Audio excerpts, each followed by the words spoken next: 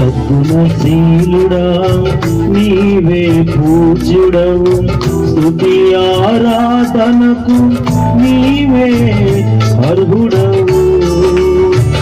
సత్య ప్రమాణముతో శాశ్వత కృపనిచ్చి నీ ప్రియుని స్వాస్థ్యము నాకిచ్చితివి.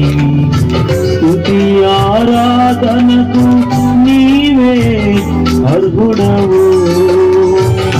సత్య ప్రమాణముతో శాశ్వత కృపనిచ్చి నీ ప్రియుని స్వాస్థ్యము నాకిచ్చితివి.